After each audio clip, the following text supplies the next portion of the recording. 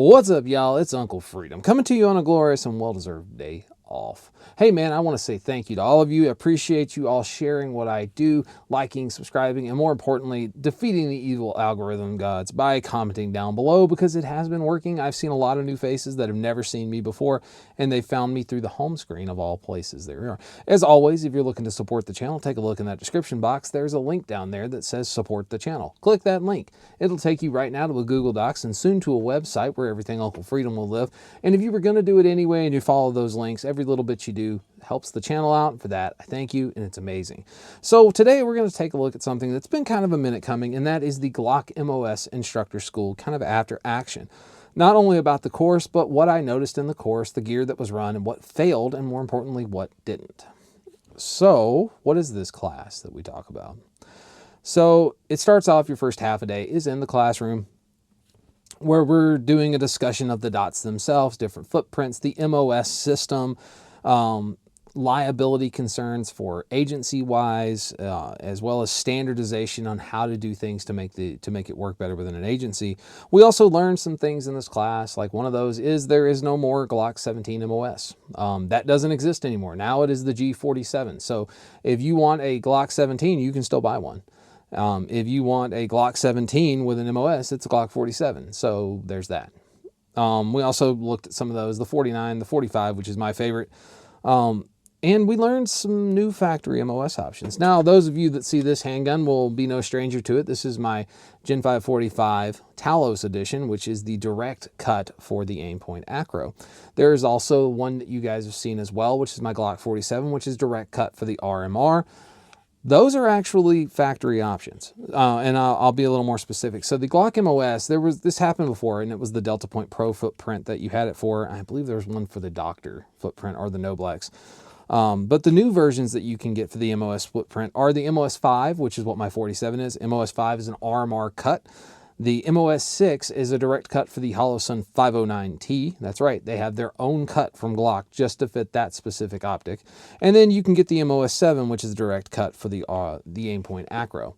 Now, somebody's going to be like, I've never heard or seen of this. This is an actual sheet that I can purchase guns off for as law enforcement. And all of these are factory options from Glock, which is important in the law enforcement realm. I can get 45s, 47s with an acro, 45s, 47s with a 508T and a 509T. I can get 45s or 47s with an SRO or an RMR Type 2. So they exist out there. They're a real thing. No, it's not just for law enforcement.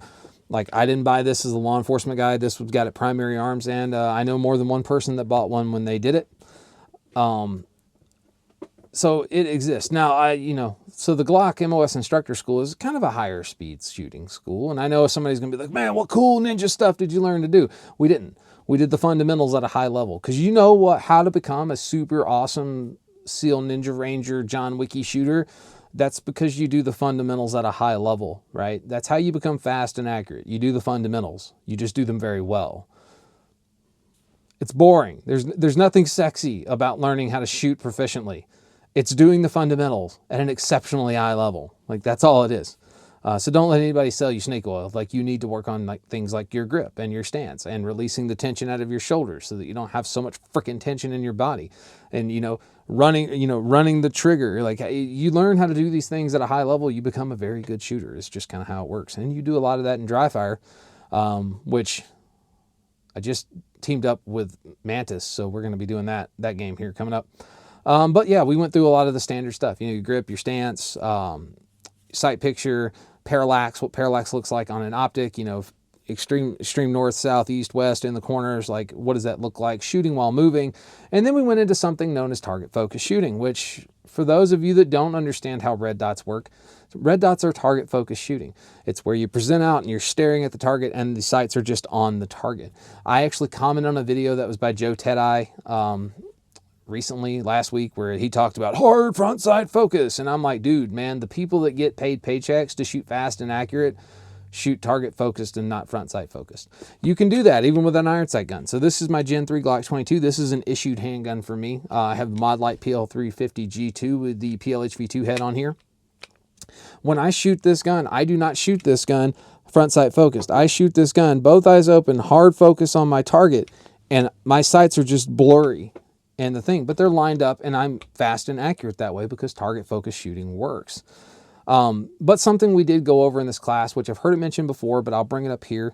What we run into when we start shooting, especially if we shoot a plain target like an IPSC or a standard Q that doesn't have an aiming point, what happens is people have a very hard time focusing on one specific spot on that target they want to shoot. And what happens is they come out and they present out and they see their dot and they shoot, and it's a little bit over to the left. Well, then the next thing they do is they shoot this incredibly amazing group just to the left part of the target, and the first thing they think is, "Oh, my zero is jacked up," when in reality, they were inadvertently aiming at their bullet holes. That happens. If you think that's a problem, or you think your zero may be off, I encourage you to get another target and put a small black dot in the middle and then try it again. Odds are you're going to zero up in the middle. It's just because you're having a hard time specifically picking out a point on that target which to focus. That comes with practice and time. So something we do during that, those of you that saw I had the Top Shot Glock coin. To get that, you shoot something known as the standards drills. The Glock standards drills are shot on a humanoid-looking paper target with a upper thoracic cavity hit zone, a circular head hit zone, and a pelvic girdle hit zone. And there's some courses of fire. Everything that we fire is fired from 7 yards, and you are timed during all of it. And your time, your score is the accumulation of your time. If you miss, even if it's barely on the outside of the hit zone, that is a +2 second penalty. So what that basically boils down to is you have 4 different tiers that you can come into, or levels. So you have a level 1, which is 35.01 seconds or more. You have a level 2, which is 30.01 to 35. You have a level 3, which is 25.01 to 30. And then you have a level 4, which is the highest level you can get at this current time, as this video is being made, of 25 seconds or less. And your course of fire is actually pretty good. I enjoyed it. So everything will be done. You have a primary target and a secondary target. Everything is shot from retention, hands at the interview position here, defeating your retention mechanisms, drawing the firearm, and engaging the correct target. So what we're going to do is from the draw, all of these are from the draw except for one I'm going to mention, and that is 2 into your primary target. And then we're going to do 2 reload 2 into your primary target. Your next course of fire is going to be 2 into your primary target, but you're going to have a forced malfunction causing you to tap back and get back on the gun and fire into there. Then we're going to shoot a failure drill, which is 2 into the upper thoracic, 1 into the head. Then we're going to do 1 strong hand only into your primary target. We're going to pancake over to your support hand. When the beeper goes off again, you're going to fire 1 round into each target support hand only. Then we're going to walk back to the 10-yard line, holster up, and we're going to draw on the beep, and we're going to start walking from the 10-yard line, performing an X drill. So 2 rounds into each thoracic cavity and 1 round into each head in that order, thus ending your total time. My time for my best run was 23.70 seconds. That's by far not the fastest time on the planet. I was pretty impressed with myself that day. I had a mic when I did it though, but I was fast enough. This is that balance of speed and accuracy. I was fast enough at everything I did that the fact that I barely missed on my failure drill headshot didn't actually affect me. So my total time ended up being 25.7, which won me the top shot. So what gear is required to do this kind of a class? Well, all right. So to do this class, you have to have a pistol belt. You need 2 magazine pouches. You need a duty retention styled holster. You need a Glock MOS pistol with absolutely no modifications that change the safety function of the firearm, which means no light and firing pin safety. You can't do any of that crap. No compensators at all if you want to shoot for top shot, which we're going to get into as a failure point that I found today. You're going to shoot between 1,000 and 1,400 rounds. You need 3 magazines, Electronic Ear Pro, and iPro. So now that we've gone over what we need, what did I run? So for the class, no surprise, I had my Glock Gen 5 MOS direct cut for the acro with the Aimpoint Acro P2. I have changed some things. I have the Tango Down Extreme Duty battery cap instead of the polymer cap that comes onto it. Still running my Cogworks slide stop. Still running my Surefire X300 Turbo. You'll notice the trigger is different. The trigger now is an Overwatch Precision tack trigger, and I have the Overwatch Precision minus connector. Still running my same sexy SLR Rifleworks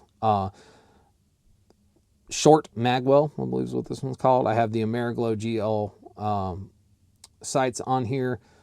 Other than that, and I had, when I started the class, I had my Radian Ramjet and afterburner combination on here. This is the gun. Oh yeah, and I have the agency extended mag release. So during the class, during the first day, I had some pretty significant problems. Like I started seeing malfunctions I had never seen before. This firearm going into this class had about 11,300 rounds on it. That's a lot of shooting since March on this gun. The ramjet had been on and off during several points in there. I liked it. I had never suffered any problems, but I was having some really significant issues, like not cycling at all. Like, and if it was out of battery at all, like it did not have enough oomph to put it back into battery. And this was a fresh recoil spring. So if I had a recoil spring that was too light, that would mean that. But I had a factory recoil spring, which should have made it too heavy for the comp. But it was horrible. It was hanging up so bad on my slide. It was peening my slide over. And I was literally like, I'd shoot strong hand, I'd have a malfunction. I'd shoot weak hand, I'd have a malfunction. I'd shoot both hands and I'd get 2 rounds off. And then I'd have a short stroking malfunction, something that didn't work. This was running 124 grain NATO and 115 and 124 grain Fiocchi. So it did it with all kinds of ammo, even plus P stuff. It was kind of a pain. I was pulled aside by the instructor that day, the morning of day 2. And he was like, hey man, you got an actual shot at winning Top Shot, but I can't let you run for Top Shot if you want to shoot that comp. If you don't care about Top Shot, by all means, leave the comp on. And I'm like, well, I've been having issues with this comp today, so I'm going to take it off. I went over, pulled the comp off, put my factory Glock Marksman barrel back into this gun, and I did not have another malfunction for 830 rounds. It just ran, right? No cleaning, no lube, no nothing. It just ran like a top the entire time. And I won Top Shot with the gun in this configuration as you see it here. So I actually shot better and faster without a comp. I did reach out to Radian, and I did talk to Radian. I told them what I saw with mine and the issue that I had. Radian is going to send me a return order. I'm going to send that Radian ramjet back into them. And then once it gets back into them, I should be good to go. I'll get a new one back. Hopefully something's seems out of spec, but we'll see how it goes. I'll let you guys know how that works. So what other gear was run gun-wise? We had guys with Glock 19s, Glock 45s, Glock 47s, Glock 17s, right? That was the order of the day on the range. I saw everything on the range. There were 3 Acros in the class. There were 407s, 507s, 508Ts. We even had a guy run a 48 for a minute, by the way. He was running a Vortex Defender CCW. We had 508Ts. We had SCS optics for the Glock platform, and we had one guy, the same guy that was running the 48, he actually borrowed my other 45 with the Primary Arms RS15 GLX optic, and he ran that the full second and third day of the class. He's still got it. He's borrowed it from me, and he's practicing with it now. So those are the dots that we had. We had the same kinds of guns on there. We had a good assortment of guys running different mag extensions, worn extensions, what have you. Some guys with mag wells, some guys without. And it worked out all right. So as part of the belt that I ran this guy here. So this is my Blue Alpha Battle Belt Light. Now, as long as I've been promoting Blue Alpha, I've never been an affiliate for Blue Alpha, but I was reached out to by the good folks over there and were like, hey, we got to make you an affiliate. So if you're looking to get your Blue Alpha game on, that description, again, follow one of the links for Blue Alpha. They are now an affiliate of mine and the channel, and I support what they do, making American-made stuff. They make excellent gear. I've always been an advocate. I think they make the best belt on the market right now. So running this guy, what I was running on here was I was running a Alien Gear Rapid Force Level 3 duty holster. I was also running the Guardian Warrior Solutions bang hanger and the tack strap from Alien Gear. I really like tack strap. It does provide full occlusion, if you're wondering. No issues with this. I have this a little bit further forward on my leg, which enables me to do it because of that Guardian Warrior Solutions bang hanger, which is one of the best mounting solutions on the planet right now. I am running their QLS system, or their quick disconnect system from Alien Gear, but I ran this holster. I loaned out these holsters during the range. Everybody that shot with them loved them. And then I have an HSGI Taco, double pistol Taco. I have multi-tool, and I had a spare mag in that during the class. Coyote Tactical Solutions Burrito, ATS Tactical Dump Pouch. I didn't use it for a rifle mag, but I have my S-Tac Short Kiwi. And then this is a new addition to what I'm doing here. This is the Dynamic Principles Cantable pistol mag pouches. So these are S-Tac Kiwis, but they have a curve function Tigris on the back that actually mounts using the same Guardian Warrior Solutions curve fasteners. So they're awesome, right? So you actually screw these guys on. There is zero movement and play on these guys. And I now run angled mags on my front. So that was a big change. But I saw guys with full HSGI belts. You name it, there was a belt out there for it. I even saw a guy running the Agalite belts. We had guys who ran armor. I didn't run armor because I spend enough time in armor, and if I don't have to, I'm not wearing it. But I fell in love. Like the Dynamic Principles canted mag pouches, chef's kiss. Fan-freaking-tastic. Go check that guy out. Dynamic Principles, awesome dude. They're fantastic. As far as mounting solutions for mounting stuff into Molly, go check out my boy at Guardian Warrior Solutions. He's not a sponsor, not an affiliate. He's an LE out of fucking Wyoming making awesome stuff. So go check him out. The Bang Hanger is his thing. He even has a smoke wagon now making killer stuff. Go check that guy out. So now to the issues. I've already told you about the issue I had with my Radian Ramjet Afterburner. But we did see some other problems on the range. We had one hollow sun go down, battery died in it. We almost lost the screw to screw that little battery tray back in. And I had an acro fail. Now, I know somebody's gonna be like, I told you. So this acro has got almost 12 or 13,000 rounds on it because it's been on something else too. So 13,000 rounds to this acro. I have no idea why people are messaging the crap out of me. 13,000 rounds to the acro. Acro's performing impeccably. Hot outside, cold outside, raining, it doesn't freaking matter. It's never fogged. I have no condensation on the inside of it. I've never seen any of the issues that anybody's ever talked about with this freaking thing. And I have multiples of them. And none of them have ever failed. And this one's got more freaking rounds on it than most people's optics will have in their lifetime. And I've done that in about 7 months. So what was the failure we had? So the instructor was running an acro and our sheriff was also running an acro. Now the instructor, we did some really gnarly like gun down manipulations where we were smashing the optic trying to get things done. His was not in this configuration. He was running the Tango down shield on the front that protects the sacrificial lens. And as we were cleaning up on day 2, we were picking up some brass. He found a lens on the ground and he was like, see, we got to check your gear. There's a lens. I picked it up because I recognized the shape and I'm like, that's an acro lens. I was like, but it's a sacrificial acro lens. So I was like, crap. So I went and I checked mine. Mine's fine, right? I got all my lenses, all my good stuff. Mine has 0 issues. The sheriff's also 0 issues. It was the instructor's Glock. I have no idea how many thousands of rounds he's got on it. Keep in mind, he teaches every single week, so lots. But he had lost his sacrificial lens. At no point did his optic ever fail. Did it have condensation? Did it fog? Did it do anything outside of just run perfectly reliably? But he did lose that sacrificial lens. So that has happened. I have now witnessed that in person at a class, and that is a failure point that I'm going to tell you because I still think this is one of the best optics on the planet, and I still wouldn't change my mind about how reliable it is because, again, over 12,000 rounds in like 7 months. And this thing hasn't even hiccuped. I killed a ramjet, but that thing still works. So I have 0 problem with them. I think they're great. So total overall opinion of the course was very well laid out. It was incredibly well instructed. Dave did a fantastic job. He was Glock's instructor. He did a fantastic job helping and teaching everybody about what they wanted to do. I'm going to turn my damn phone off because that's getting on my nerves. He did a phenomenal job getting the point across. He worked with the class. We had some fun during the class. We were doing some stuff that was not a part of the curriculum, but we made it harder. I had the whole class run the 5x5 drill and the playing card. Those who passed the 5x5, we all ran the 5.75, and the only person that made it that day under pressure was the instructor. So good job, Dave. That was a good time all the way around.